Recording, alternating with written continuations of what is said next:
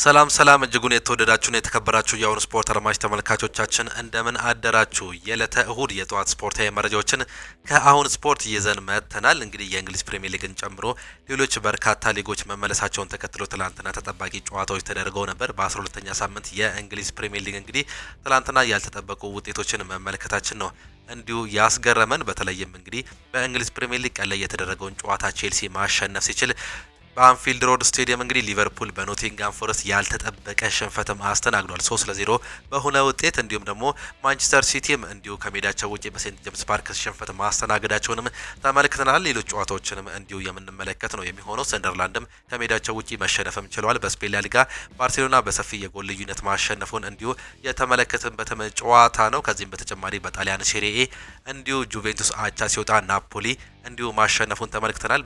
ጀርመን ቡንደስሊጋ ባየር ሙኒክ በሰፊ የጎል ልዩነት ማሸነፍ ሲችል ቦሩሲያ ዶርትመንድ አቻ የወጣበትን ጨዋታ እንዲሁ ትላንትና የተመለከትናቸው ጨዋታዎችም ናቸው። ዛሬ የሚደረጉ ጨዋታዎች አሉ። በተለይም በሰሜን ለንደን ደርቢ እንግዲህ አርሰናል ከቶተናም ጋር የሚያደርጉት የፍላይ ኤምሬትስ ጨዋታ ዛሬ ምሽት 1 ሰዓት ተኩል ላይ የሚጠበቅ ጨዋታ ነው። ስለሱ የምናነሳቸው መረጃዎች አሉ። ከዚህም በተጨማሪ ሌሎች መረጃዎችን የምንመለከት ነው የሚሆነው። የክለብ መረጃዎችን በስፋት እንዲሁ የምንመለከትላችሁ ይሆናል። ማንቸስተር ዩናይትድ፣ አርሰናል፣ ሊቨርፑል፣ ማንቸስተር ሲቲ፣ ቶተናም፣ ሪያል ማድሪድ፣ ባርሴሎና የመሳሰሉ ክለቦችን በስፋት የምንመለከት ነው የሚሆነው። ከእናንተ የሚጠበቀው ሰብስክራይብ በማድረግ የቤተሰባችን አባል እንዲሆኑ እንጋብዛችኋለን። ላይክ በማድረግ ደግሞ እንድታበረታቱን ነው የምንጠይቃችሁ። ሁሌም አዳዲስና ትኩስ ስፖርታዊ መረጃዎችን ለማግኘት አሁን ስፖርት ምርጫችሁ ይሁን ነው የምንለው። እኛ ቀጥታ ወደ ፕሮግራሞቻችን አለፈን። ቅድሚያም የሀገር ውስጥ መረጃዎችን በማስቀደም እንጀምር።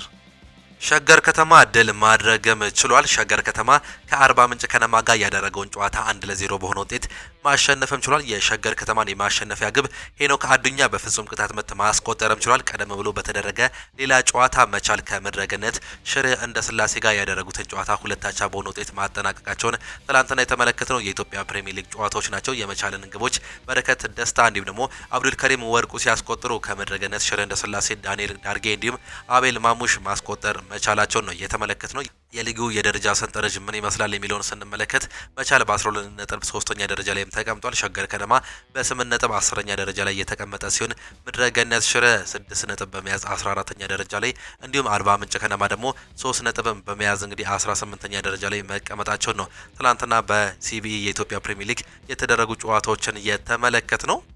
ወደ ባህር ማዶ ስናቀና እንግዲህ ከኢንተርናሽናል ብሬክ መልስ የተጠባቂ ጨዋታዎችም ነበሩ። ትላንትና በእንግሊዝ ፕሪሚየር ሊግ ወሳኝ ጨዋታዎች ተደርገው ነበር። ከቀን 9 ሰዓት ተኩል እስከ ምሽት 4 ሰዓት ተኩል ላይ የተጠናቀቁ ጨዋታዎችን ተመለከትን። ቅድሚያ 9 ሰዓት ተኩል ላይ እንግዲህ በተደረገ ጨዋታ ሰማዮቹ ወሳኝ ድል ማሳካትም ችሏል። የምዕራብ ለንደኑ ክለብ ቼልሲ ከበርንሌይ ጋር ያደረገውን የሊግ መርሃ ግብር 2-0 በሆነ ውጤት ማሸነፍም ችሏል። የሰማዮቹን የማሸነፊያ ግቦች ፔድሮ ኔቶ እንዲሁም ደግሞ ኤንዞ ፈርናንዴዝ ማስቆጠር እየቻሉ ሲሆን ፔድሮ ኔቶ በዚህ ዓመት ከየትኛውም የቼልሲ ተጫዋች በላይ 4 የሊግ ጎሎችን ማስቆጠር የቻለም ተጫዋች ነው። ኤንዞ ፈርናንዴዝ በውድድር ዘመኑ በሁሉም ውድድሮች 5ኛ ጎሉን ማስቆጠሩን ነው የተመለከትነው። ሊያም ዴላፕ በመጀመሪያ 7 ጨዋታዎች ግብ ማስቆጠር እንዲሁም አመቻችቶ ማቀበልም አልቻለም። 7 ጨዋታዎችን አድርጎ እንግዲህ 1 ቀይ ካርድ የተመለከተ ሲሆን በእንግሊዝ ፕሪሚየር ሊግ ምንም አይነት ጎል እንዲሁም ደግሞ አሲስት ማድረግም አልቻለም። ይህ ተጫዋች እንግዲህ አምና በተለይም በክረምት የዝውውር መስኮት ማንቸስተር ዩናይትድ እንዲሁም ደግሞ ቼልሲ የሚፈልጉት ተጫዋችም ነበር። ተጫዋቹ ቼልሲን በመምረጥ እንግዲህ ቼልሲን ከተቀላቀለ በኋላ ግን ጎሎች እምቢ ብለውታል። ይህም እንግዲህ በሚቀጥሉት ሰዓት ይለወጣሉ የሚለው በርካቶቹ እንዲህ የሚጠይቁትም ጉዳይ ነው። ሌላኛው ቼልሲ ከህዳር 2021 ወዲህ ለመጀመሪያ ጊዜ በተከታታይ 3 የፕሪሚየር ሊግ ከሜዳ ውጪ ጨዋታዎች ግብ ሳይቆጠርበት ማሸነፉ ነው እንዲሁ ሌላው ስታቲክስ የሚያሳየው። ቼልሲዎች ቅዳሜ ከሰዓት 9 ሰዓት ተኩል ላይ የጀመሩት ያለፉት 8 የፕሪሚየር ሊግ ጨዋታዎች በሙሉ ማሸነፍም ችሏል። የሊግ የደረጃ ሰንጠረዡን ስንመለከት ቼልሲ በ23 ነጥብ እንግዲህ 2ኛ ደረጃ ላይ መቀመጡን ነው እየተመለከት ነው። ቀጣይ መርሃ ግብር እንግዲህ ስንመለከት ማክሰኞ ቼልሲ ከባርሴሎና በሻምፒየንስ ሊጉ የሚጫወቱት ጨዋታ በርካቶቹ የሚጠብቁት ጨዋታም ነው። በ4ኛ የቻምፒየንስ ሊግ ጨዋታ እንዲሁም ደግሞ ቅዳሜ ብሬንትፎርድ ከበርንሌይ ጋር ሌላው የሚያደርጉት ጨዋታም ነው። ትላንትና ቼልሲ እንግዲህ በፍጹም የጨዋታ የበላይነትን ወይም ደግሞ ጥሩ ጨዋታ በማድረግ ነበር እንግዲህ ከሜዳቸው ውጪ አሸንፈው መመለስም የቻሉት። በተለይም በርንሌይ በዚህ ዓመት በሜዳው ጥሩ እንቅስቃሴ እያደረገ የሚገኝ ክለብ እንደሆነም ይታወቃል። ቼልሲ ይፈትናል ተብሎ ቢጠበቅም ፍጹም የጨዋታ የበላይ ሆኖ ነበር ማምሸትም የቻለው። 56% ቦል ፖሰስ እያደረገ ሲሆን 15 ሙከራዎችን አድርጎ 5 ኦን ታርጌት ነበሩ። በተቃራኒው ደግሞ በርንሌይን ስንመለከት 44% ቦል ፖሰስ ያደረገ ሲሆን 8 ሙከራዎችን አድርጎ ኦን ታርጌቱ ሁለት ብቻ እንደነበር ነው መመልከትም የቻለው። ትላንትና በቼልሲ በኩል እንግዲህ ጥሩ ሙከራዎች እንዲሁም ደግሞ ጥሩ ነገሮች እንደታዩበት በርካቶቹም ያነሳሉ። ኤንዞ ማሬስካ ከበርንሌይ ጨዋታ በኋላ እንግዲህ ጋዜጣዊ መግለጫም ሰጥተው ነበር። ምን አሉ የሚለውን ስንመለከት ስለ ድሉ ሲናገሩ ብዙ ምክንያቶች ከባድ ጨዋታም ነበር። ከብሔራዊ ቡድን ጨዋታ መልስ በርንሌይ ሜዳ ላይ ማለትም ሜዳው ላይ አስቸጋሪም ነበሩ። ተጫዋቾችን አቅም ማመጣጠን ወይም ደግሞ ማኔጅ ማድረግም ነበረብን። አስቸጋሪ ጨዋታ ቢሆንም ተጫዋቾች የተፋለሙበት መንገድ እጅግ በጣም አስደናቂ ነው። በድጋሚ ግብ ሳናስተናግድም ወጥተናል። በሁለተኛው አጋማሽ አንድም አደገኛ እድል አላገኙም። ማሸነፍ ይገባን ነበር፣ አሳክተናል ሲሉ ነው የገለጹት። ካይሴዶን ስላለማይሰለፍበት ሁኔታ ሲጠየቁ እንግዲህ እመኖኝ ዳግም እንደዚህ አላደርግም። አንድሬ ሳንቶስ ዛሬ የተጫወተበት ቦታ ትክክለኛ ቦታው ነው። በተለምዶ እኛ ጋር ወደፊት ጠጋ ብሎ ነው የሚጫወተው ምክንያቱም ሞሴስ ካይሴዶ ስላለን፣ ነገር ግን ዛሬ መፍትሄ መፈለግም ነበረብን። አንድሬ ሳንቶስ በጣም በጥሩ ሁኔታ አገልግሎናል፣ እንዲሁም ጄሚ ጊተንስም እጅግ በጣም ድንቅ ነበር ሲሉም ገልጸዋል። ትላንትና ሞሴስ ካይሴዶ እንግዲህ ጨዋታውን አልጀመረም ነበር። በዛም የተነሳ አንድሬ ሳንቶስ በሞሴስ ካይሴዶ ቦታ ላይ ተጫውተው ነበር። የጨዋታው ኮከብ ተብሎ መመረጡንም እንዲሁ ተመልክተናል። ነገር ግን አይለመደኝም ሲሉ ነው አሰልጣኙም የገለጹት። ቼልሲን ስለማልሰጠል ያላቸውን ስሜትም እንዲሁ ተጠይቀውም ነበር። በዚህም ክለቡን ከተቀላቀልኩበት ጊዜ ጀምሮ በጣም ደስተኛ ነኝ። አሁን ውጤት ሲመጣ ብቻም አይደለም። አንድ ጨዋታ ከተሸነፍክ ቀውስ ወይም ደግሞ ክራይሲስ ውስጥ ወይ ትገኛለህ። ሁለት ከተሸነፍክ ደግሞ ትልቅ ቀውስም ይባላል። በርንሌይ በ5 ተከላካይ ነው የሚጫወቱት ብለን ጠብቀን ነበር፣ ነገር ግን በ4 ተከላካይ ገቡ። ስለዚህ ከ20 ደቂቃ በኋላ ታክቲክ መቀየር ነው ደግሞ መላመድ ነበረብን ሲሉም ገልጸዋል። በ5 ተከላካይ ቢጫወቱ ምናልባት ጨዋታው ከባድ ይሆናል ሲሉ አሰልጣኙ መግለጻቸውን ነው የተመለከትነው። ስለ ሪስ ጀምስ መቀየር ተጠይቀውም ነበር። የታቀደ ቅያሪ ነበር፣ ለዛም ነው 45ኛ ደቂቃ ብቻ ተጫውተው እንዲሁ መውጣት እየቻለው ሲሉም ገልጸዋል።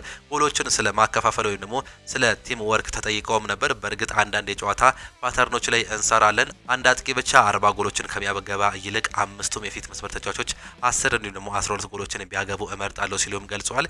የመስመር ተጫዋቾች ጎል ሲያገቡ እንዲሁም ደግሞ እንደ ጄሚ ጊተንስ ዛሬ እንዳደረገው አሲስት ሲያደርጉ ደስ ይለኛል። ለአጥቂ ተጫዋች እድሎች ለመፍጠር በተለያዩ ፓተርኖች ላይ እንሰራለን። ይህን ነገር ደግሞ መለወጥ አለብን ሲሉም ነው የገለጹት። ሊያም ዴላፕ የመጀመሪያ የፕሪሚየር ሊግ ጎሉን ስለመጠበቁ ሲገልጹ እንግዲህ ታገሱ፣ ጎል እንደሚመጣ ጥርጥር የለውም ሲሉም ገልጸዋል። ሊያም ዴላፕ ተከላካይ ሆነ ስትገጥመው የምትጠቀምበት አይነት አጥቂ ነው ሲሉ እንዲሁ ገልጸዋል። እጅግ በጣም ጥሩ አጥቂ ነው፣ ይህም ደግሞ እንደሚሳካም እርግጠኛ ነኝ ሲሉ አሰልጣኙ መናገራቸውን ነው የተመለከት ነው። ስለ ኔቶ ጎል እንዲሁም ደግሞ ኩኩሬላ ወደ ውስጥ ገብቶ መጫወት ወይም ደግሞ ኢንቨርት በማድረግ ላይ ሲጠየቁ እንግዲህ በወልፍስ ጨዋታ ላይ የመጀመሪያው ጎል ላይ ማርክ ኩኩሬላ ሳጥኑ ውስጥ ነበር፣ ዛሬም እንደዛውም ነበር። ይህ የጨዋታ እንዲሁም ደግሞ የእቅዱ አንድ አካል ነው። ዋናው ነገር ሁሉም ተጫዋቾቻችን ይህንን ተረድተው መንቀሳቀሳቸው ነው ሲሉም ገልጸዋል። ስለ ቡድኑ መተማመንም ሲጠየቁ እንግዲህ ሙሉ መተማመን አለን፣ ጥሩ እየሰራን እንገኛለን። ዛሬ ከዚህ የተሻለ ልንሰራ የምንችለው ብዙ ነገሮችም ነበሩ፣ ጥርጥር የለውም።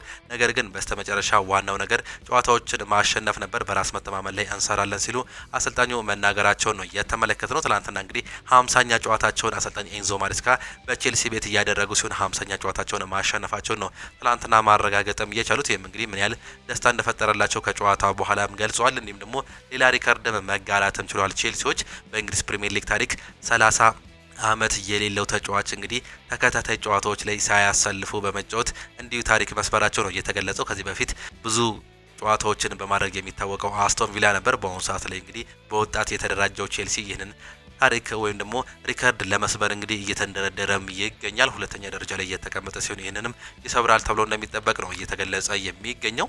ሌሎች ጨዋታዎችም እንግዲህ ቀን 12 ሰዓት ላይም ተደርገውም ነበር። ከነዚህ መካከል ወልቨርሃምፕተን ከክሪስታል ፓላስ ጋር በሞሊኒክስ ስቴዲየም ያደረጉት ተጠባቂም ጨዋታ ነበር። በዚህም ጨዋታ ላይ ዳንኤል ሙኖዝ እንዲሁም ደግሞ ፒኖ ባስቆጠሯቸው 2 ጎሎች እንግዲህ ክሪስታል ፓላስ 2-0 ማሸነፍም ችሏል። ዳንኤል ሙኖዝ በርካታ ክለቦች የሚፈልጉት ተጫዋች እንደሆነም ይታወቃል። በተለይም ተጫዋቹ ደግሞ እንደ ሪያል ማድሪድ፣ ፓሪስ ሰን ጀርሜን እንዲሁም ማንቸስተር ዩናይትድ የመሳሰሉ ክለቦች መሄድ ፈልጋለሁ ካለ በኋላ በርካቶቹ ወለዚህ ተጫዋች እንግዲህ የመግዛት ፍላጎት እንዳላቸው ነው እየተገለጸ የሚገኘው።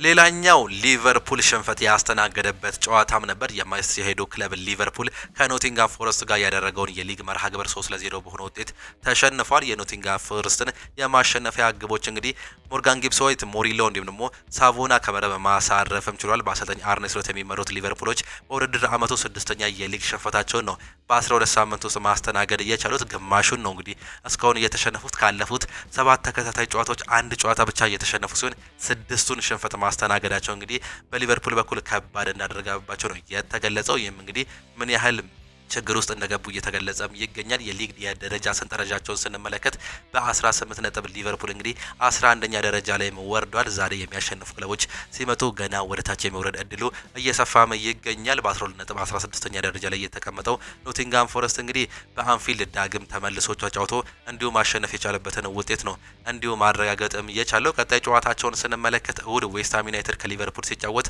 እንዲሁ በተመሳሳይ እሁድ ኖቲንጋም ከብራይተን ጋር የሚያደርጉት ጨዋታ ይጠበቃል። ትላንትና ግን በአንፊልድ ሮድ ስቴዲየም ተጠባቂውን ጨዋታ ኖቲንጋም ፎረስት እንግዲህ ዳግም በሁለት ተከታታይ ዓመታት ውስጥ ማሸነፍም ችሏል። አምና እንግዲህ በኑኖ ስፕሪንቶ ሳንቶ እየተመሩ ሊቨርፑል የመጀመሪያ ሽንፈት ሲያስተናግድ በዚሁ ስቴዲየም ነበር፣ በአንፊልድ ሮድ ስቴዲየም 1-0 በኖቲንጋም ፎረስት የተሸነፈው። ይህም እንግዲህ ዳግም በአሰልጣኝ ሾንደሽ እየተመሩ ደግሞ 3-0 በሆነ ውጤት ማሸነፍም ችሏል። አሁን እንግዲህ በርካታ ጥያቄዎች የሚነሱት አሰልጣኝ አርኔ ስሎት ላይ እንደሆነ ነው በርካቶቹ የሚያነሱት። በእርግጥ ትላንትና ፍጹም የጨዋታ የበላይነት ነበራቸው ሊቨርፑል ማለት ይቻላል። ነገር ግን የኖቲንጋም ፎረስት የጨዋታ አቀራረብንም እንዲሁ መመልከትም ነበረብን። በተለይም ሾንዳይሽ በተፈጥሮ እንግዲህ ሾንዳይሽን ስናውቀው ወይም ደግሞ ይህ አሰልጣኝ በመከላከሉ ረገድ እጅግ በጣም የተሻለ ወይም ደግሞ በሎ ብሎክ የሚጫወት እንዲሁም በአጋጣሚዎች በመጠቀም ጎሎችን እንግዲህ በመልሶ ማጥቃት የሚያስቆጠር አሰልጣኝ እንደሆነም ይታወቃል።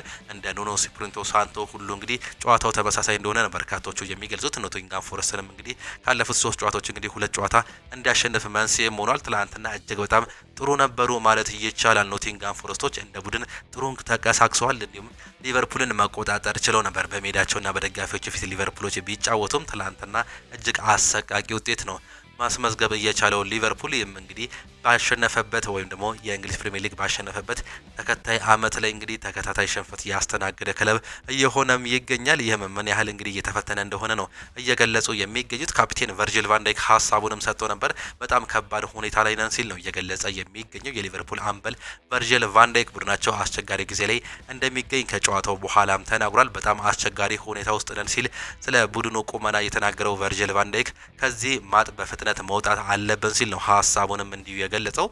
ስለ ሁኔታው በማውራት ብቻ ከችግሩ መውጣት አይቻልም ሲል ያሳሰበው ቨርጂል ቫንዳይክ እኔም ማውራት ስላለብኝ ነው እንዲህ ማውራት ያለብን ሰዓት ላይ ግን አይደለንም ሲልም ይገልጻል። ይህ የሁላችንም ችግር ነው፣ ኃላፊነትን እወስዳለሁ፣ እናም ሁሉም መውሰድም አለበት፣ ጠንክረን መስራት አለብን ሲል ቨርጂል ቫንዳይክም ተናግሯል። ቨርጂል ቫንዳይክ ከኖቲንጋም ፎረስት ጨዋታ በኋላ ምን አለ የሚለውን ስንመለከት እንግዲህ የተቆጠረብን ጎል ላይ ከአሊሰን ፊት ተጫዋቾች ነበር። ጎሉን ተቆጥሯል። በመጀመሪያው አጋማሽ ጥሩ ነበር፣ በአፈጻጸም ግን በጭራሽ ጥሩ አልነበርንም። በ1-1 ግንኙነት ሁለተኛ ኳሶች በማሸነፍ እጅግ በጣም ተሸንፈን ነበር ሲል ነው የሚገልጸው። አሁን በጣም አስቸጋሪ ውስጥ ነን፣ ከሱ መውጣትም አለብን፣ ኢንተርቪው መስጠት ስላለብኝ እንጂ በአሁን ሰዓት ላይ ማውራት ትክክል አይደለም ሲልም ይገልጻል። እኔ ኃላፊነቱንም እቀበላለሁ ሲል እንዲሁ የገለጸ ሲሆን ከዚህ ሁኔታ መውጣትም እፈልጋለሁ፣ ተስፋ የምቆርጥበት ወይም ደግሞ እጅ የምሰጥ ሰው አይደለሁም ሲል እንዲሁ ሆላንዳዊ ተጫዋች ይናገራል። ደጋፊዎች ምን ማድረግ እንዳለባቸው መወሰን አልችልም። ለምሳሌ ስቴዲየም ቀደም ብለው ከለቀቁ ደጋፊዎች ሁልጊዜ ከኛ ጋር እንደነበሩ አውቃለሁ። በጥሩም ሆነ በመጥፎ ጊዜ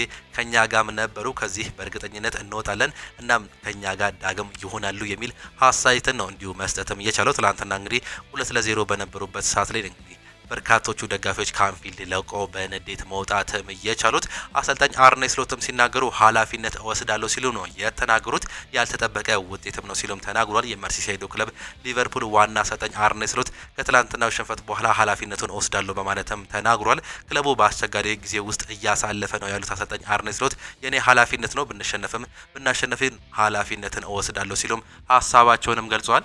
ስለ ውጤቱ የተጠየቁት አሰልጣኝ አርኔ ስሎት በመጀመሪያ ግማሽ ሰዓት ያሳየነው እንቅስቃሴ ካሳየነው ያልተጠበቀ ውጤት ነው የተመዘገበው ሲሉም ገልጿል። በሜዳችን በየትኛውም ቡድን 3-0 መሸነፍ በጣም መጥፎ ውጤት ነው ሲሉ አሰልጣኙም ገልጿል። ትልቅ ጥራት ያላቸው ተጫዋቾች አሉን፣ የኔ እንዲሁም ደግሞ የነሱ ምርጥ ነገር ማውጣት አለብኝ። ይህ በአሁኑ ሰዓት ላይ ያንን ነገር እያደረኩኝ አይገኝም። በዚህም ይህን ነገር በራሴ ማስተካከል አለብኝ፣ ይህን ኃላፊነት ወስዳለሁ ሲሉ አሰልጣኝ አርኔ ስሎትም ገልጿል። ይህም እንግዲህ በአሰልጣኝ የርገን ክሎፕ ዘመን ያልተደረገ ታሪክ እየተሰበረ ነው ሲሉ በርካቶቹ በአሰልጣኝ አርኔ ስሎት ስር እንዲሁ ትችትን እያቀረቡ ይገኛሉ። አሰልጣኝ የርገን ክሎፕ በነበሩበት ጊዜ አንፊልድ የሚደፈር ሜዳ አልነበረም። በርካቶቹ የሚፈሩት እንዲሁም ደግሞ ነውጥ የሚበዛበት ሜዳም ነበር። በአሁኑ ሰዓት ላይ ግን ሁሉም በአንፊልድ እየመጡ ማሸነፍም ችሏል። እንደ ማንቸስተር ዩናይትድ፣ ኖቲንጋም ፎረስት እንዲሁም ደግሞ ሌሎች ክለቦች ይህን ነገር እያደረጉ ይገኛሉ በአንድ አመት ውስጥ። ይህ ደግሞ የአሰልጣኝ አርኔ ስሎት ስህተት እንጂ የሌሎቹ አይደለም ሲሉም ይገልጻሉ። እንዲሁም ደግሞ አምና አሰልጣኝ አርኔ ስሎት ዋንጫውን ያነሳው በአሰልጣኝ ጀርገን ክሎፕ የተሰራውን ክለብ ወይም ደግሞ ቲም ይዘው ነው እንጂ በራሳቸው እየሰሩት አይደለም። በአሁኑ ሰዓት ላይ በራሳቸው ለመስራት የሚሞክሩት ቲም እጅግ በጣም እየከበዳቸው ይገኛል። ይህንንም ማሳየት አልቻሉም ሲሉ አሁንም እየተተቹም ይገኛሉ። ነገር ግን አሰልጣኙ ይህንን ኃላፊነት ወስጄ ለውጦችን አመጣለሁ ሲሉ በአሁኑ ሰዓት ላይ መናገራቸውን ነው እየተመለከትን የምንገኘው። ሊቨርፑል ትናንትና ያልተጠበቀ 3-0 ሽንፈት በኖቲንጋም ፎረስት በአሰልጣኝ ሾን ዳይሹ ቲም መሸነፋቸውንም ተመለከትን። በሌላ ጨዋታ እንግዲህ በተመሳሳይ 12 ሰዓት ላይ የተደረጉ ጨዋታዎችም ነበሩ። ፉላም በሜዳውና በደጋፊዎች ፊት በዚህ ዓመት ክስተት የሆነውን ሰንደርላንድን አስተናግዶ 1-0 ያሸነፈበት ውጤት ሌላኛው ተጠባቂ ውጤትም ነበር። ራውል ሃይሜኔዝ ነው በ84ኛው ደቂቃ ላይ ጎሉን ማስቆጠርም የቻለው።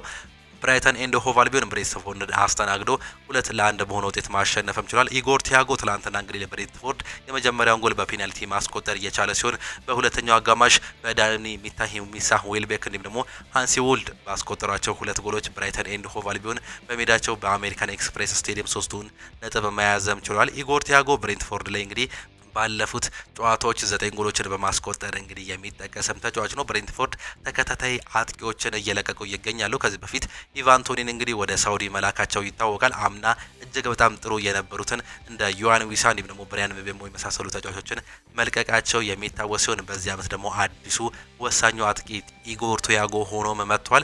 ባለፉት ጨዋታዎች እንግዲህ 9 ጎሎችን ማስቆጠር መቻሉ ነው የተመለከት ነው። ትላንትና ምንም እንኳን በ29ኛው ደቂቃ ላይ የመጀመሪያውን ፔናልቲ ማስቆጠር ቢችልም በስተመጨረሻ በ94ኛው ደቂቃ ላይ ሌላ ፔናልቲ አግኝቶ ነበር ይሁ ተጫዋች ኢጎር ቲያጎ። ነገር ግን አቻ የሚያደርግበትን እድል አለመጠቀሙ ትላንትና እንግዲህ የሚያሳዝን መሆኑ ነው በርካቶቹ ያነሱት። አቻ መሆን እየችሉ ነበር፣ ነገር ግን ፔናልቲ መሳተውንም ተመለከተን።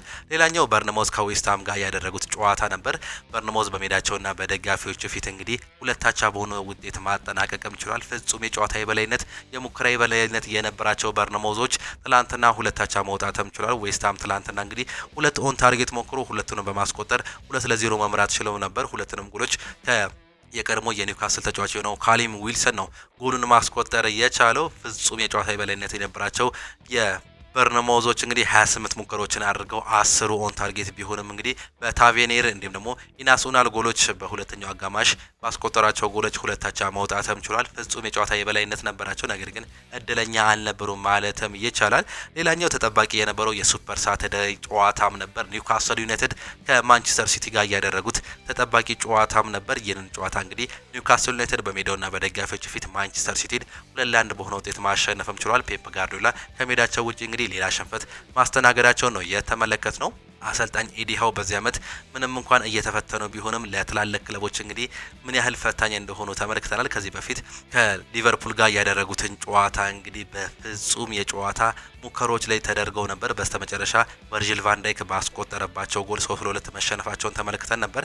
በ10 ተጫዋች ነበር እንግዲህ ያን ጨዋታ ማጠናቀቅ የቻሉት። በተለይም የአንቶኒ ጎርደን ያልተጠበቀ ቀይ ካርድን ተመልክቶ እንግዲህ ጥሩ ፉክክር ያደረጉበት ጨዋታ እንደነበር እናስታውሳለን። ትላንትናም ደግሞ ኒውካስል ዩናይትድ በሜዳውና በደጋፊዎች ፊት በዚህ ዓመት ጥሩ አቋም ላይ እየመጣ የሚገኘውን ማንቸስተር ሲቲን ወደ ሽንፈትም ቀላቅሎታል። 3ቱም ጎሎች በሁለተኛው አጋማሽ ነበር መቆጠርም የቻሉት። ሃርቬ ባርነስ በ63ኛው ደቂቃ ላይ ከብሩኖ ጉማሬሽ የተሻገረለትን ኳስ በማስቆጠር 1-0 መምራትም ቻሉ። ሩበን ዲያዝ በ68ኛው ደቂቃ ላይ አቻ ማድረግ ቢችልም በ70ኛው ደቂቃ ላይ ግን ሃርቬ ባርነስ ራሱ ባስቆጠረው ጎል 2-1 ማሸነፍም ችሏል። የሁለተኛው ጎል በተለይም እንግዲህ ከጨዋታ ውጪ ነች የሚል በርካታ ጭቅጭቅ እያስነሳም ይገኛል። የቫር አሲስታንሱ ወይም ደግሞ ቫር ያየው ሰው ትክክል አይደለም፣ ይህ ከጨዋታ ውጪ ነበር። በተለይም ሃርቬ ባርነስ የእግሮቹ ጣቶች ኦፍሳይድ ነበሩ የሚሉ አሁን ክርክሮች እየተነሱ ይገኛሉ። አሰልጣኝ ፔፕ ጋርዲዮላ ግን ይህንን ነገር ማንሳት አልፈልግም፣ ከዚህ በተሻለ ብዙ አጋጣሚዎች ነበሩን፣ እሱን ማስቆጠር ነበረብን፣ በዚህ ሰዓት ላይ የምከራከርበት ምንም አይነት ነገር የለም፣ በራሳችን መወሰን ነበረብን ሲሉ ነው መግለጽም የቻሉት። ትላንትና እንግዲህ እንደ ኒኮል ተማዲ የመሳሰሉ ተጫዋቾች በርካታ ሙከራዎችን አድርገው ነበር። ትላንትና ጂያንሉጂ ዶናሩማ ማንቸስተር ሲቲ ላይ በርካታ ጎሎችን እንዳያስቆጠር እንግዲህ ወሳኙን ሚና የተጫወተ ተጫዋች እንደነበር ነው መመልከትም የቻለው። ሉዊስ ዋል በ76ኛው ደቂቃ ላይ ተቀይሮ መውጣትም ችሏል በጉዳትም ምክንያት። ማንቸስተር ሲቲ ትላንትና እንዲሁ ሽንፈት ያስተናገደበትን ጨዋታ ነው መመልከትም የቻለው። 22 ነጥብ ላይ መቀመጥም ችሏል ማንቸስተር ሲቲ። ኒውካስል ዩናይትድ 15 ነጥብ በመያዝ እንግዲህ ከፍ ማለት መቻሉን ነው የተመለከት ነው። በቀጣይ ምን ጨዋታ አለ የሚለውን ስንመለከት ማክሰኞ ማንቸስተር ሲቲ ከባየር ሊቨርኩሰን በሻምፒየንስ ሊጉ ሲጫወቱ፣ ማክሰኞ በተመሳሳይ ማርሴይ ከኒውካስል ዩናይትድ ጋር የሻምፒየንስ ሊግ ጨዋታቸውንም ያደርጋሉ። ፔፕ ጋርዲዮላ ከጨዋታው በኋላ ሀሳብ አንስቶም ነበር። ምን አሉ የሚለውን ስንመለከት እንግዲህ ኒውካስሎች ሳውዲዎች ከገዙት ወዲህ የተለየ ሆኗል ሲሉ ነው የተናገሩት። የማንቸስተር ሲቲው አሰልጣኝ የሆኑት ፔፕ ጋርዲዮላ የሳውዲ ባለ ሀብቶች ኒውካስል ዩናይትድን እንደቀየሩት ነው የገለጹት። ኒውካስል ዩናይትድ በሳውዲ እጅ ከወደቀ ወዲህ የተለየ ክለብ ሆኗል ያሉት ፔፕ ጋርዲዮላ እነሱ አስደናቂ ስራ ሰርተዋል በማለትም ተናግሯል። አስደናቂ ጨዋታ ነበር፣ ለእንግሊዝ ፕሪሚየር ሊግ ጥሩ ማነቃቂያ ይሆናል ሲሉ ፔፕ ጋርዲዮላም ተናግሯል። ስለ ዳኝነቱ የተጠየቁት ፔፕ ጋርዲዮላ ምንም አልልም፣ ሁሉም ነገር ጥሩ ነው በማለት ምላሽ መስጠታቸውን ነው የተመለከት ነው።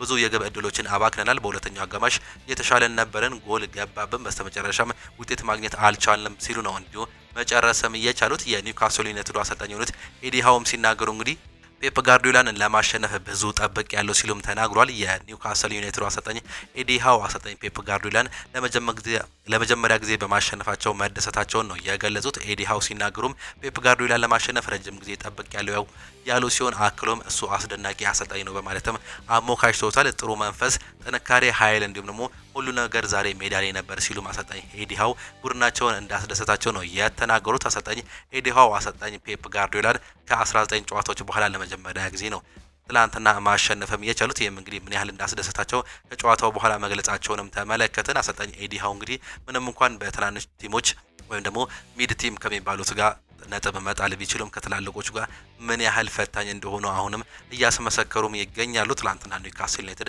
3 ነጥቡን በሴንት ጄምስ ፓርክ ስቴዲየም ማስቀረትም ችሏል። ዛሬም የሚደረጉ የእንግሊዝ ፕሪሚየር ሊግ ተጠባቂ ጨዋታዎች አሉ። ቀን 11 ሰዓት ላይ እንዲሁም ደግሞ ምሽት 1 ሰዓት ተኩል ላይ የሚደረጉ ጨዋታዎች አሉ። ከነዚህ መካከል ሊድስ ዩናይትድ ከአስቶን ቪላ ጋር የሚያደርጉት የቀን 11 ሰዓት ተጠባቂ ጨዋታ ነው። ይህ ጨዋታ እንግዲህ አስቶን ቪላ ከሜዳቸው ውጪ የሚያደርጉት ጨዋታ መሆኑን ነው እየተመለከተን የምንገኘው። አሰልጣኝ ኡናይ ኤምሬ እንግዲህ ተከታታይ ድሎችን እያስመዘገቡ ይገኛሉ። ካለፉት 5 ጨዋታዎች አንድ ሽንፈት ነው ማስተናገድ የቻሉት። እሱም ከሜዳቸው ውጪ ወደ አንፊልድ ተጉዘው 2-0 የተሸነፉበት ጨዋታ ነው። ከዛ ውጪ 4 ጨዋታዎችን ማሸነፍ ችሏል። ከነዚህ መካከል ማንቸስተር ሲቲን 1-0 ያሸነፉበት እንዲሁም ደግሞ ቶተንሃምን 2-1 ያሸነፉበት ጨዋታም ይጠቀሳል። ዛሬም ከሜዳቸው ውጪ በኤልሃድ ሮድ ስቴዲየም የሚያደርጉት ጨዋታም ይጠበቃል።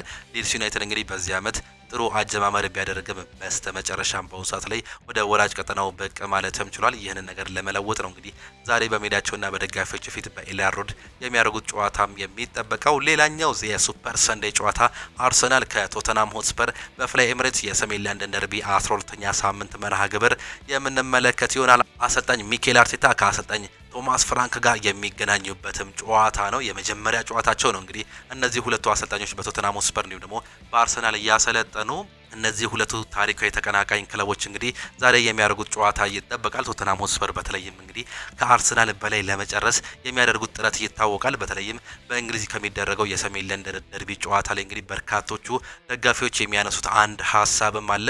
ቶተንሃም ሆትስፐር ቢወርድ ይቀላቸዋል አርሰናል ዋንጫ ከሚያነሳ። ይህም እንግዲህ በዚህ ዓመት አሰልጣኝ ሚኬል አርቴታ ደግሞ አርሰናሎች ደግሞ የእንግሊዝ ፕሪሚየር ሊግን ዋንጫ ለማንሳት ነው እንግዲህ እየሮጡ የሚገኙት። ይህንን ደግሞ ለማስቆም አንደኛው መፍትሄ ቶተንሃም ሆትስፐር አርሰናልን ማሸነፍም ነው። ዛሬ ደግሞ የሞት ሽረት ትግል እንደሆነ ነው ደጋፊዎቹ አሁንም በትዊተር ገጽ እንዲሁም ደግሞ በተለያዩ ማህበራዊ ድረገጾች እያነሱም የሚገኙት።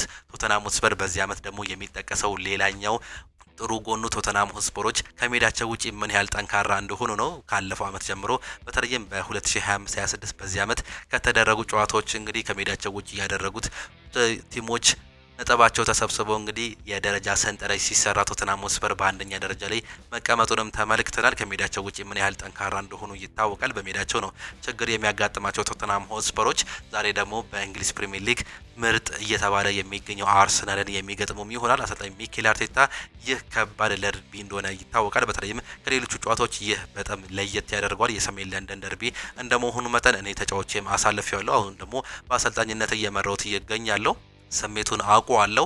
ለዚህም እንግዲህ የጨዋታ ብዙ ነገሮችን ያስፈልጋል፣ ከስሜት በላይ ብዙ ነገሮችን ማድረግ አለብን ሲሉ ነው የገለጹት። አምና እንግዲህ በዚህው ስቴዲየም በተደረገ ጨዋታ ቶተንሃም ሆትስፐር 1-0 ማሸነፍም ችለው ነበር።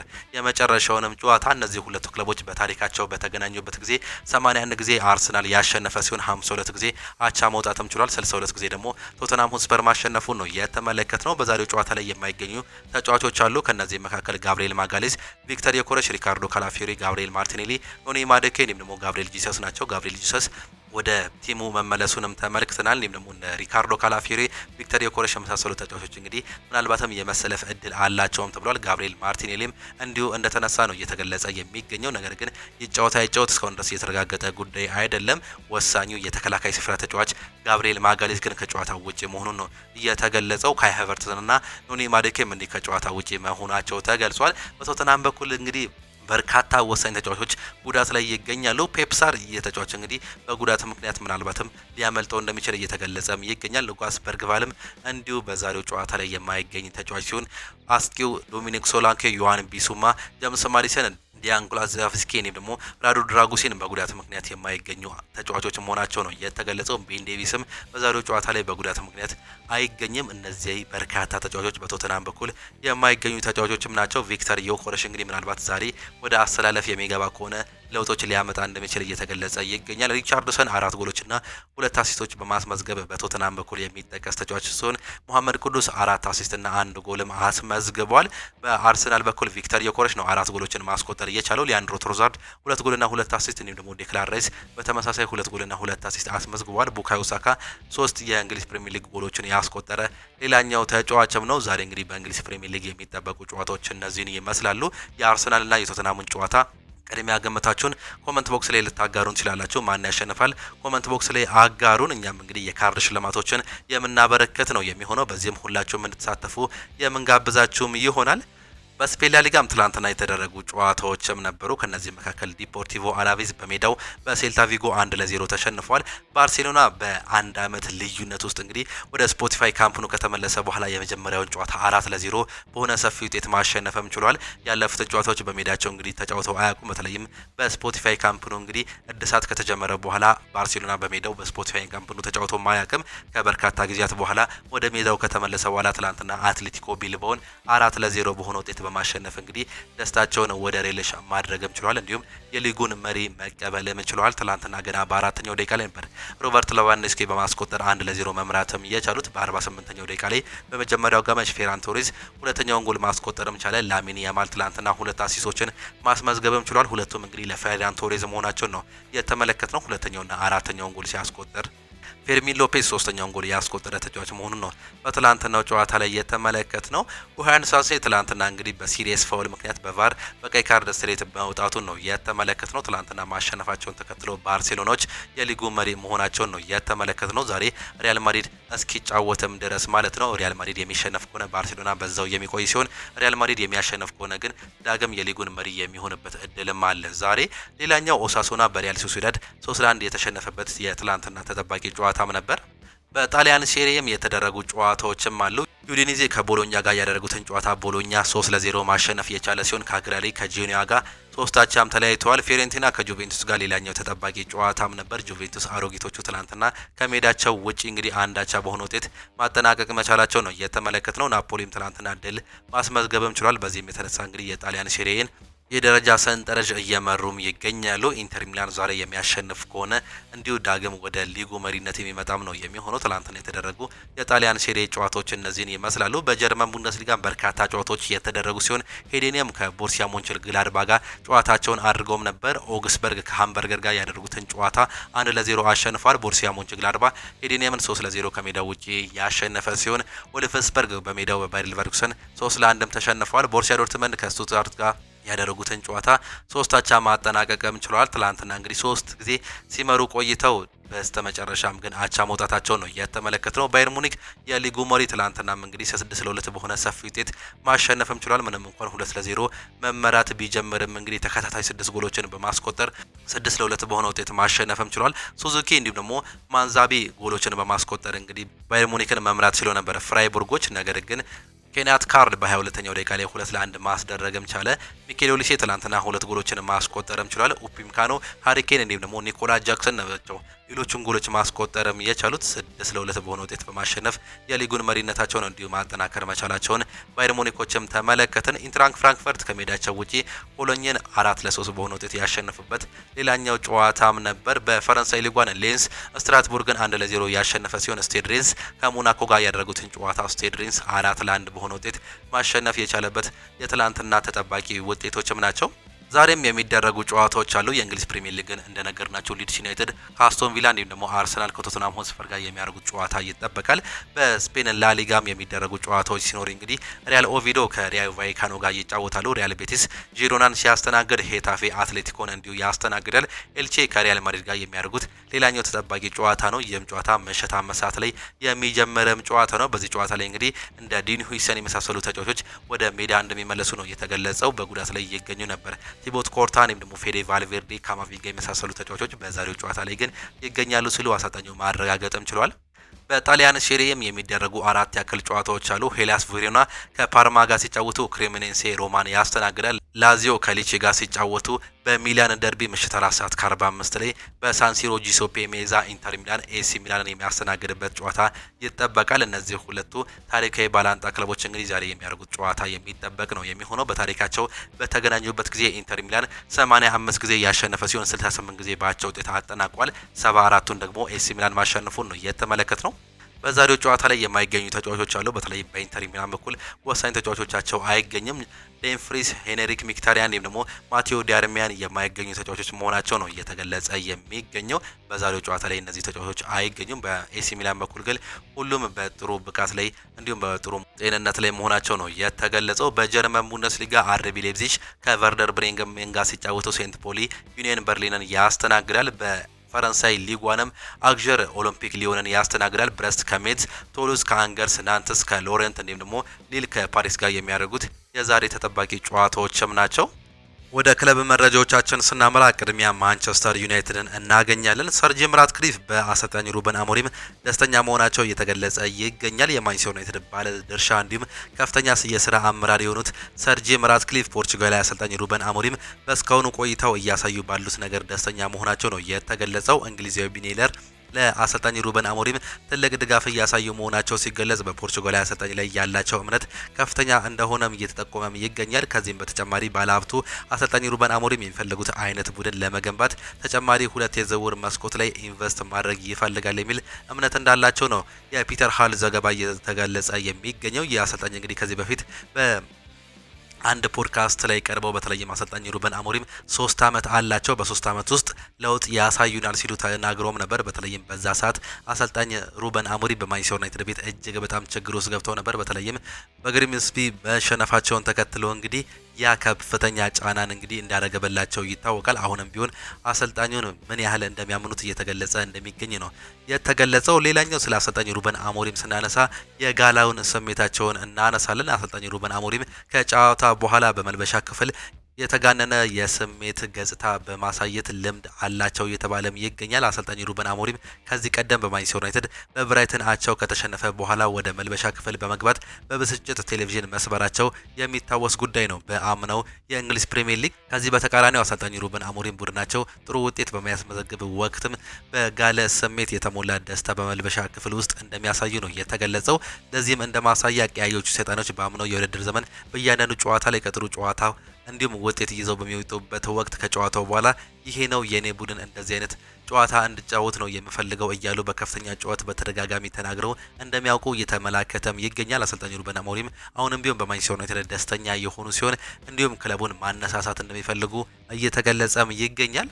ማንቸስተር ዩናይትድ እንዲሁም ደግሞ ዳንኤል ሙኖዝ በአሁኑ ሰዓት ላይ ስማቸው እየተገለጸም ይገኛል። የክሪስታል ፓላሱ የቀይ መስመር ዊንግ ባክ ዳንኤል ሙኖዝ ከክሪስታል ፓላስ በርካታ ምንጮች ሲጠቁሙ መሰንበታቸው የሚታወስም ጉዳይ ነው። ከሳምንታት በፊት የወደፊት ራዕዩን በተመለከተ ለቀረበለት ጥያቄው ዩናይትድን ጨምሮ ለባርሴሎና፣ ፓሪስ ሰን ዠርሜን እንዲሁም ደግሞ ሪያል ማድሪድ መጫወት ህልሙ መሆኑን ገልጾ ነበር ይህ ተጫዋች ዳንኤል ሙኖዝ። ሆኖም ተጫዋቹ የዩናይትድን ስም መጥቀሱን ብዙዎች ደጋፊዎች ያልሆነ መነጽር እንዲይዙ እያደረጋቸው እንደሚገኝ ፉትቦል ኢንሳይደር እየዘገበም ይገኛል። እንደ ፉትቦል ኢንሳይደር ጋዜጠኛ ፒተር ኦሩክ ከሆነ ማንቸስተር ዩናይትድ በጥሪውን ተጫዋቹን ለማስፈረም እንቅስቃሴ ያደርጋል ተብሎ አይጠበቅም ሲል እየገለጸም ይገኛል። የማንቸስተር ዩናይትድ ትኩረት አማካይ ማስፈረም ላይ ሲሆን እንደ ኤሊዮት አንደርሰን፣ ካርሎስ ባሌባ፣ አዳም ዋርተን ያሉ አማካዮችን እጩዎች ማድረጋቸው ነው እየተገለጸ የሚገኘው። አንጄሎ ስቲለርም ቢሆን በማንቸስተር ዩናይትድ ራዳር ውስጥ ነው ሲል እየገለጸም ይገኛል። በተለይም አዳም ዋርተንና ኤሊዮት አንደርሰን በማንቸስተር ዩናይትድ ራዳር ውስጥ ይገኛሉ። ካርሎስ ባሌባ አምና በማንቸስተር ዩናይትድ ራዳር ውስጥ ቢገኝም እንዲሁም ደግሞ ጥያቄ አቅርቦ እስከ 120 ሚሊዮን ፓውንድ ቢጠየቁም እንግዲህ ማንቸስተር ዩናይትድ ካርሎስ ባሌባ በዚህ ዓመት እያሳየ ካለው አቋም አንጻር ግን ምናልባትም ሀሳባቸውን ሊቀይሩበት የሚችሉበት እድል እንዳለ ይገለጻል። ማንቸስተር ዩናይትድ በጥር የዝውውር መስኮት ተጫዋቾችን እያመጣሉ ተብሎ አይጠበቅም። በተለይም ከፋይናንሻል እንዲሁም ደግሞ በጥር ታላላቅ ተጫዋቾችን ከማግኘት እጥረትም አንጻር በዚህም የተነሳ በክረምት ተጫዋቾችን የሚመለከቱ ሲሆን እንደ ኤሊዮት አንደርሰን፣ አዳም ዋርተን፣ ካርሎስ ባሌባ እንዲሁም አንጄሎ ስቲለር የመሳሰሉ ተጫዋቾችን ይመለከታሉ ሲሉም ይገልጻሉ። ዳሌን ሙሎዝ ምናልባትም በማንቸስተር ዩናይትድ ውስጥ የለም ሲል ይህ ፉትቦል ኢንሳይደርም ይዘግባል። ከ5 ዓመቱ ጀምሮ በማንቸስተር ዩናይትድ ቤት ከአካዳሚ አንስቶ እስከ ዋና ቡድን መጫወት የቻለው ስኮት ማክቶሚናይ ወደ ፕሪሚየር ሊግ የሚመለስበት እድል መኖሩ በአሁኑ ሰዓት ላይ ፍንጮች እየገለጹ ይገኛሉ። በተለይም የሊጉ ክለብ ኤቨርተን የ28 ዓመቱን አማካይ ከናፖሊ ወደ ክለባቸው ለመቀላቀል የክለቡን የዝውውር ሪከርድ ለመስበር መዘጋጀታቸው ተገልጿል። ኤቨርተኖች ሪቻርልሰንን ሲያስፈርሙ ከከፈሉት 50 ሚሊዮን ፓውንድ ሪካርድ ዋጋ በላይ 12 ሚሊዮን ፓውንድ በመጨመር ለስኮት ማክቶሚናይ 62 ሚሊዮን ፓውንድ ለመክፈል መዘጋጀታቸው ነው የተገለጸው። ተጫዋቹ በበኩሉ ከዩናይትድ ከለቀቀ በኋላ በናፖሊ ቤት ባለው ቆይታ ደስተኛ እንደሆነ ሲነገር በሊጉ አሁንም የልጅነት ክለቡ ቀንደኛ ደጋፊ እንደሆነ እየገለጸም ይገኛል። የተጫዋች አምና ስኩዴቶን ናፖሊ ሲያሸንፍ እንግዲህ የዓመቱ ምርጥ ተጫዋች ተብሎ እንደተመረጠ እንዲሁ አስታውሶናል የሚደር በዘገባው። አሰልጣኝ ሩበን አሞሪም ከኤቨርተን ጨዋታ በሚኖሩ ጨዋታ የሜሰን ማውንት፣ ማቲያስ ኩኛ እንዲሁም ደግሞ የብሪያን ምቤሞ የፊት መስመር ጥምረት ይጠቀማል ተብሎ እየተጠቀሰም ይገኛል። በተለይም ሌሎች ተጫዋቾች ወደ ኢንተርናሽናል ብሬክ ባቀኑበት ወቅት ሜሰን ማውንት በካሪንግተን ጠንክሮ ሲሰራ እንደነበር ይታወቃል። እንግሊዛዊ የአጥቂ አማካይ በቀጣዩ ጨዋታ የግራ ስር ቁጥርን ሚና በመያዝ የሚጀመርበት እድሉ በሰፊው እየተገለጸም ይገኛል። እንደ አማራጭ ምናልባትም ጆሹዋ ዚርክዚም ይኖራል ሲል ሜን ይዞት የወጣው ዘገባ እያሳየም ይገኛል። ምናልባትም እንግዲህ የቤንያሚን ሴስኮ ጉዳትን ተከትሎ ሜሰን ማውንት ወደ አሰላለፍ ይመለሳል ሲል ይሁ ዘገባ እየገለጸም ይገኛል። ምናልባትም እንግዲህ በጥር የዝውውር መስኮት ይለቃል ተብሎ የሚጠበቀው ጆሹዋ ዚርክዚም ሌላኛው የአማራጭም ስፍራ ነው። የተጫዋች እንግዲህ ቨርሳታይል መሆኑ እንዲሁም ደግሞ በተለይም በርካቶቹ ሲገልጹት 9.5 የሆነ ተጫዋች ነው ሲሉ ይገልጹታል። 9 ቁጥርም እንዲሁም ደግሞ በ10 ቁጥር በአማካይ ቦታ ላይ መጫወት መቻሉን ተከትሎ ሌላኛው አማራጭ ሊሆን እንደሚችል እየተገለጸ ሲሆን ምናልባትም በነገው ጨዋታ በኤቨርተኑ ጨዋታ ላይ ግን ይህ ተጫዋች እንግዲህ የመሰለፍ እድሉ አጭር ነው ሲሉም ይገልጹታል። ሜሰን ማውንት ግን ወደ አሰላለፍ ይመጣል ተብሎ ነው የሚጠበቀው።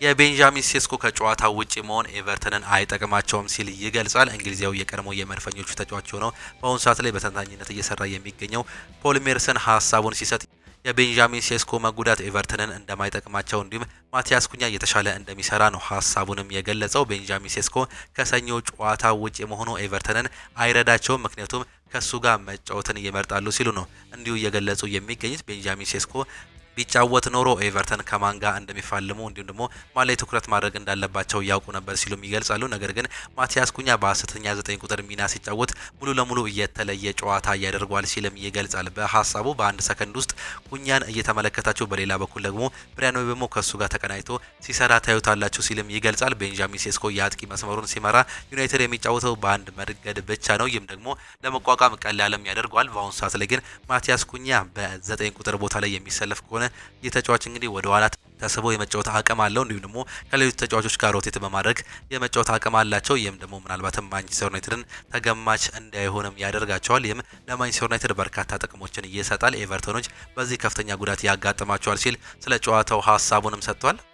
ባሳለፍነው ክረምት ከማንቸስተር ዩናይትድ ስም ከብዙ አጥቂዎች ጋር ሲያያዝ ነበር። እናም አብሮ ሲነሳ ለአንዳንዶች ደግሞ ድርድር ጀምሮ እንደነበረም ይታወቃል። በክረምት የአጥቂ ፈራሚዎች ቤንጃሚን ሴስኮ በማንቸስተር ዩናይትድ የተመረጠው በዘመናዊ የዳታ እንዲሁም ደግሞ ረቂቅ ቁጥሮች መለኪያዎች የተሻለ ሆኖ ስላገኙት እንደሆነ ዘታይምስ እያስነበበም ይገኛል። በተለይም ከቪክተር ዮኬሬሽ ጋር የላቁ ከኳስ ውጭ የተደጋጋሚ ሩጫዎች የሚያደርገ መሆኑን በክለቡ ዘንድ እንዲሁም ደግሞ ተመራጭ እንዲሆን እንዳደረገው ነው እየተገለጸ የሚገኘው። ከዚህ ቀደምም የብሪያን ምቤሞ ዝውውር በረቂቅ እንዲሁም ደግሞ ዝርዝር መለኪያ በሆኑ ነገሮች ተጫዋቹ በቦታው ከፕሪሚየር ሊግ ምርጥ ውስጦች ቀዳሚዎች ውስጥ እንደሚገኝ መረዳቱን ለዝውውሩ ግብዓት ሆኖ መቅረቡ የሚታወስም ጉዳይ ነው። በተለይም እንግዲህ ከአንቷን ሴሜኒዮ ጋር ድርድር ላይ ወይም ደግሞ ንግግር ሊጀምሩ አስበውም ነበር። በስተመጨረሻ ማንቸስተር ዩናይትድ ብሪያን ምቤሞን በመምረጥ ነበር እንግዲህ የግላቸው ማድረግም የቻሉት። ይህም ምን ያህል ዳታ ተጠቃሚ እንደሚያደርግም ያሳያል። በማንቸስተር ዩናይትድ ቦች በቅርብ የዳታ ሳይንስ ባለሙያ የተቀጠረው ዩናይትድ በቀጣይ ጊዜያትም ይህንኑ ቁጥሮች በጥልቀት መርምሮ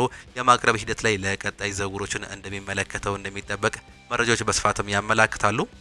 የማንቸስተር ዩናይትድ ተጫዋቾች በጊዜ ካሪንግተንም ይደርሳሉ። የማንቸስተር ዩናይትድ ተጫዋቾች በዚህ የውድድር ዓመት በፕሮፌሽናሊዝም መዘኛ እጅጉን መሻሻላቸው ዘገባዎች ይጠቁማሉ። ለዚህም አንዱ ማሳያ ተጫዋቾቹ በካሪንግተን በሚደርሱ ልምምድ ላይ ከልምምድ ሰዓት አስቀድመው ካሪንግተን መገኘታቸው ነው። በተጨማሪም በርካታ ተጫዋቾች ከልምምድ ክፍለ ጊዜ መጠናቀቅ በኋላ በካሪንግተን ተጨማሪ ደቂቃዎችን እንደሚያሳልፉም ተጠቁሟል። ይህ የተጫዋቾቹ ባህሪ አሰልጣኝ ሩበን አሞሪምን ጨምሮ በርካታ የማንቸስተር ዩናይትድ ሰዎችን ማስደሰታቸው ነው ሳሙኤል ሉኸርስ አገኘሁት ያለውን ዘገባ ይዞ መውጣቱም ነው የተገለጸው። አሰልጣኝ ሩበን አሞሪም ቡድናቸው ከኤቨርተን አቻው ጋር በሚያደርገው መርሃ ግብር በዕለተ ሰኞ እንዲካሄድ ቀጠሮ መያዙ ለስብሰባው ጠቃሚ እንደሆነም ገልጿል። ሰኞ መሆኑ ለጨዋታው ተጨማሪ ጊዜ ወስደን ልምምድ እንድናደርግ እንዲሁም ዝግጁ እንዲሆነን ያስችለናል ሲሉም ይገልጿል። ነገር ግን ከደጋፊዎቻችን አንጻር ጨዋታው በየሳምንቱ መጨረሻ ማለትም ቅዳሜ ወይም ደግሞ እሁድ ቢሆን እመርጣለሁ ሲሉም ገልጿል። ምክንያቱም ጨዋታዎችን ቅዳሜ ወይም ደግሞ እሁድ ከሆነ ኦልድ ትራፎርድ ይሞላል፣ እኛም የምንፈልገውን ድጋፍ እናገኛለን ሲሉም ይገልጻሉ። ነገር ግን የአሰራር ሁኔታ ማክበር አለብን፣ ምክንያቱም የቲቪ ድርጅቶች ገንዘብ የሚያገኙበት እንደዚህ ተጠንቅቀው በሚያሟላቸው መርሃ ግብሮች ነው ሲሉም ይገልጻሉ። እናም እኛም ከነሱ ገንዘብ እስካገኘን ድረስ ውሳኔውን እናከብራለን ሲሉ ሀሳባቸውን መግለጻቸው ነው የተመለከትነው። ማንቸስተር ዩናይትድ ተከታታይ ከኤቨርተን እስከ ተከታታይ 10 ጨዋታዎች እንግዲህ ማንቸስተር ዩናይትድ ቅዳሜ ጨዋታ የማድረግ እድሉ እንደሌለ ነው እየተገለጸ የሚገኘው። በወጣው መርሃ ግብር መሰረት ማንቸስተር ዩናይትድ እሁድ ወይም ደግሞ ሰኞ ነው በርካታ ጨዋታዎችን የሚያደርገው። በቅዳሜ የሚያደርጉት በሁለት ወር ውስጥ በሚቀጥሉት ሁለት ወር ውስጥ ጨዋታ እንደማያደርግ እንዲሁ ስታቲክሳቸው ያመላክታል።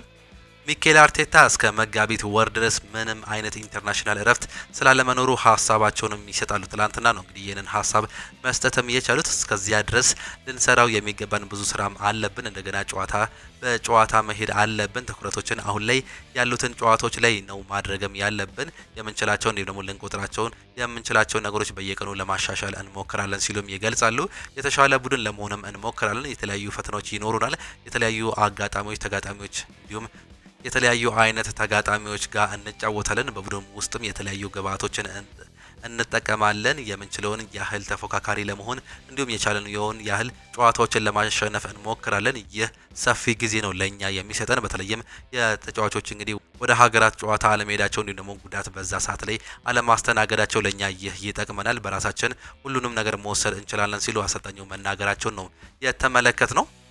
አርቴታም ሲናገሩ እንግዲህ ያለ ጋብሪኤል ማጋሌዝ መጫወት ለምደነዋል ሲሉም ነው የገለጹት። የመድፈኞቹ ዋና አሰልጣኝ ሚኬል አርቴታ ቡድናቸው ባለፈው ዓመት ጋብሪኤል ማጋሌዝ ያለ ጨዋታ ላይ አለመኖሩን ተከትለው መለማመዳቸውንም ገልጿል። ባለፈው ዓመት ከባዱን እንዲሁም ደግሞ ትልቁን የውድድር ዘመን ያለ ጋብሪኤል ማጋሌዝ አሳልፈናል ሲሉ አሰልጣኝ ሚኬል አርቴታም ይናገራሉ። በወቅቱ ቡድኑ ጨዋታውን በጥሩ መልኩ አሳልፏል ያሉት ሚኬል አርቴታ አሁንም በተመሳሳይ መንገድ አለብን ማሳለፍም ይጠበቅብናል ሲሉም ገልጿል። አሰልጣኝ ሚኬል አርቴታ የጋብሪኤል ማጋሌዝን ቦታ የሚተኩ ጥሩ አማራጮች ተጫዋቾች እንዳላቸው መጠቆምም ችለዋል። ከዚህ በፊት እንግዲህ አሰልጣኝ ከ2020 ጀምሮ ጋብሪኤል ማጋሌዝ ባልነበረባቸው ያለፉት ተከታታይ 30 ጨዋታዎች አርሰናል 18ቱን ማሸነፍም አልቻለም። ይህም እንግዲህ ጋብሪኤል ማጋሌዝ በአርሰናል ቤት ምን ያህል ተጽዕኖ ያለው ተጫዋች መሆኑ ነው የሚገልጸው። ይህንንም ምናልባትም ነገ እንግዲህ ይህ ለውጥ ያመጣ ይሆን አብረን የምንመለከት ይሆናል። ቶማስ ፍራንክ ይናገራሉ። በቆመ ኳስ ፍልሚያ እነሱን መርታት አለብን ሲሉ ይገልጻሉ። በጨዋታው ሁከትም እንፈጥራለን ሲሉም ገልጿል። የቶተንሃም ዋና አሰልጣኝ ቶማስ ፍራንክ ቡድናቸው በሰሜን ለንደን ደርቢ ጨዋታ የቆመ ኳስ ፍልሚያ ላይ የበላይ መሆን እንዲጠበቅባቸው ነው የገለጹት። ጨዋታው የቆመ ኳስ ፍልሚያ እንደሚሆን ያነሱት አሰልጣኙ እነሱን የቆመ ኳስ ላይ ካሸነፍናቸው ግማሽ ያህል አቅማቸውን እንቀነሳለን ሲሉም ገልጿል። ሁከት ማስነሳት እንወዳለን የሚሉት አሰልጣኝ ቶማስ ፍራንክ ምክንያቱም ጠቃሚ ሊሆን ይችላል፣ በጣም የተደራጀ ጨዋታ ሲሆን ለመበተን ይረዳናል ሲሉ አሰልጣኝ ቶማስ ፍራንክ መናገራቸውን ነው የተመለከት ነው። ይህንን ባንወድም አርሰናል የሊጉ መሪ ነው፣ ጥሩ የውድድር ዘመን እያሳለፈም ይገኛል ሲሉ ተናግሯል። አሰልጣኙ በአመቱ ውስጥም ከሁሉም ጨዋታዎች ሁሉም በጣም አስፈላጊ ጨዋታዎች አሉን፣ እነሱም ከአርሰናል ጋር በሜዳችን እንዲሁም ደግሞ ከሜዳችን ውጪ የምናደርጋቸው ጨዋታዎች እጅግ በጣም ወሳኝ ናቸው ሲሉም ገልጿል። ኤቤሬቺ ኤዜን ማስፈረም ፈልገው እንደነበረ እየተጠየቁት ቶማስ ፍራንክ እንግዲህ ኤቤሬቺ ኤዜ ደግሞ ማን ነው ሲሉ እንዲሁ መመለሳቸው ነው የተገለጸው። ኤዜን በክረምት የዝውውር መስኮት የግላቸው አድርገው ከጫፍ ደርሰውም ነበር። ነገር ግን በስተመጨረሻም ሌላኛው የሰሜን ለንደን ደርቢ ክለብ የሆነው አርሰናል እንዲሁ እንደቀማቸው እንዲሁ የምናስታውሰውም ጉዳይ ነው። የቀድሞው የመድፈኞቹ ተጫዋች አለን ስሚዝ ስለ ዴቪድ ራያ ሲናገር ተሰምቷል። እናም ዴቪድ ራያ ለመድፈኞቹ ተጨማሪ አቅምን እንደጨመረላቸው ተናግሮ በጃንሉጂ ዶናሩማ እንዲሁም ደግሞ በዴቪድ ራያ መካከል ከፍተኛ የሚባል ልዩነት የለም ሲልም እንዲሁ ተደምጧል። ራያ የዓለማችን ላይ ካሉ ምርጥ ግብ ጠባቂዎች ውስጥ አንዱ ነው። አሁን ላይ በትክክለኛ አቋም ላይ የሚገኝም ምንም አይነት ስህተት ሲሰራ አትመለከተውም። በሜዳ ላይም የሚወስናቸው ውሳኔዎች አስደናቂም ናቸው። ኳሱን በእግሩ ሲጫወትም እየተሻለ ነው። አርሰናል ለመቀላቀል ከቻለባቸው ምክንያቶች ውስጥ ዋነኛው ይሄ ነው። ፊርማው ትክክለኛ እንደሆነ በሚገባ አስመስክሯል ሲል ይናገራል። ስለ ዴቪድ ራያ ሲያነሳም እንዲሁም ደግሞ ጃንሉጂ ዶናሩማም ከሱ ጋር የሚመደብ ተጫዋች ነው። አስደናቂ ግብ ጠባቂ መሆኑንም እያስመሰከረ ይገኛል። የዓለማችን ምርጡ ግብ ጠባቂ ለመሆን በሁለቱ ግብ ጠባቂዎች መካከል ትልቅ ፉክክር ይኖራል ሲልም ነው እየገለጸ የሚገኘው። የቀድሞ የአርሰናል ተከላካይ የሆነው ሎረን ሚኬል አርቴታ ኢታን ንዋኔሪን በጥር የዝውውር መስኮት በውሰት እንዲለቅ ቢፈቅድ ለእድገቱ ጥሩ ይሆናል ሲል ሀሳቡንም ሰጥቷል። በአሁኑ ሰዓት ላይ በቤንችነት የተቀመጠ የሚገኘው ኢታን ንዋኔሪ ወደ ሌሎች ክለቦች የሚሄድ ከሆነ ምናልባትም ራሱን ከፍ ማድረግ ይችላል ሲል ሀሳብ መስጠቱን ነው እየተመለከተን የምንገኘው። የቀድሞ የማንቸስተር ዩናይትድ ተጫዋች ሉዊስ ሳሃ ይናገራል። አዎ አሁን ባለው ሁኔታ አርሰናል በእርግጠኝነት የተሻለ ብቃት እንዳለው እንዲሁም ደግሞ ዋንጫውን ማሸነፍ የተሻለ እንደሚሆን እነግራቸዋለሁ ሲልም ይናገራል። ከ1 እስከ 6 የሚያጠናቅቁ ቡድኖችንም ሲገምት እንግዲህ አንደኛ ደረጃ ላይ አርሰናልን ያስቀመጠ ሲሆን በሁለተኛ ደረጃ ላይ ቼልሲን ያስቀምጧል። ማንቸስተር ሲቲ፣ ሊቨርፑል፣ ማንቸስተር ዩናይትድ እንዲሁም ደግሞ ቶተናም እስከ 6ኛ ደረጃ ላይ ይዘው ያጠናቅቃሉ ሲል የራሱን ግምትም ማስቀመጥም ችሏል። ሌላኛው በአርሰናል በኩል የመጨረሻ መረጃን እናደርገው እንግዲህ አንድሪያ በርታ የኬንያን ይልዲዝን ሁኔታ በቅርበት እየተከታተሉም ይገኛሉ። ኬንያን ይልዲዝ ምናልባትም ከጣሊያን ሴሪያ የሚለቅ ከሆነ ወደ እንግሊዝ ፕሪሚየር ሊግ የመክተም እድልም አለው ሲል ሪያን ታይለር ያስነበበ ሲሆን ምናልባትም ይህን ተጫዋች እንግዲህ የግላቸው ለማድረግ በርካታ ሙከራዎችን የሚያደርጉት አንድሪያ በርታ እንዲሁም ደግሞ አርሰናል መሆናቸው እየተገለጸም ይገኛል። እንደ ማንቸስተር ሲቲ፣ ሊቨርፑል ያሉ ክለቦች ይህን ተጫዋች የሚፈልጉት ሲሆን ምናልባትም አንድሪያ በርታ ግን ሁሉንም በማሸነፍ የግላቸው ያደርጋሉ ተብሎ ይጠበቃል። ይህ ቱርካዊ ተጫዋች እንግዲህ ራሱን በጁቬንቱስ ቤት እያሳየም ይገኛል። እጅጉን የተወደዳችሁና የተከበራችሁ የአሁን ስፖርት አድማጭ ተመልካቾቻችን ለዛሬ ነበረን ስፖርታዊ መረጃዎቻችን ይህንን እየመስሉ ነበረ። ፕሮግራሞቻችንን እንዴት አያችኋቸው? ሀሳብ አስተያየታችሁን ኮመንት ቦክስ ላይ ልታጋሩን ትችላላችሁ። በተለይም ዛሬ የሚጠበቅ ጨዋታ አለ። በሰሜን ለንደን ደርቢ አርሰናል ከቶተናም ሆትስፐር ጋር ምሽት 1 ሰዓት ተኩል ላይ በፍላይ ኤምሬትስ የሚያደርጉት ጨዋታ ይጠበቃል። በዚህ ጨዋታ ላይ እንግዲህ ቅድሚያ ግምታችሁን ልታሰጡንም ትችላላችሁ። እኛም የካርድ ሽልማቶችን የምናበረከት ነው የሚሆነው። አርሰናል ወይስ ደግሞ ቶተናም ቅድሚያ ግምታችሁን እንዲሁ ልታስቀምጡልን ትችላላችሁ። ሌላው ጨዋታ ሊድስ ዩናይትድ ከአስቶን ቪላ ጋር የሚያደርጉት የቀን 11 ሰዓት ጨዋታም ተጠባቂ ነው። በስፔን ላሊጋም እንዲሁ የሚደረጉ ጨዋታዎች አሉ። ከነዚህ መካከል አትሌቲኮ ዲ ማድሪድ ከሜዳቸው ውጪ ሄታፌን ሲገጥሙ፣ ሪያል ማድሪድም ከኤልቼ ጋር ከሜዳቸው ውጪ የሚያደርጉት ጨዋታ ተጠባቂ ጨዋታ ነው። በጣሊያን ሴሪኤም የሚደረጉ ጨዋታዎች አሉ። በተለይም በሚላን ደርቢ ኢንተር ሚላን ከኤሲ ሚላን የሚያደርጉት የዛሬ የምሽት 4 ሰዓት ከ45 ተጠባቂ ጨዋታም አለ። እሱንም ጨዋታ እንድታዩ እንጋብዛቸዋለን። በጀርመን ቡንደስሊጋ እንዲሁም ደግሞ በፈረንሳይ ሊጓን የሚደረጉ ጨዋታዎች አሉ። እነዚህን ጨዋታዎች እንድታዩ እየጋበዝን የዛሬው ፕሮግራሞቻችንን በዚሁ የምናጠናቀቅ ነው የሚሆነው። በነገ ጠዋት ፕሮግራሞቻችን እስከምንገናኝ ድረስ ግን ቻው ቻው፣ መልካም ጊዜ፣ መልካም ውሎ እንዲሆንላችሁ ተመኘን።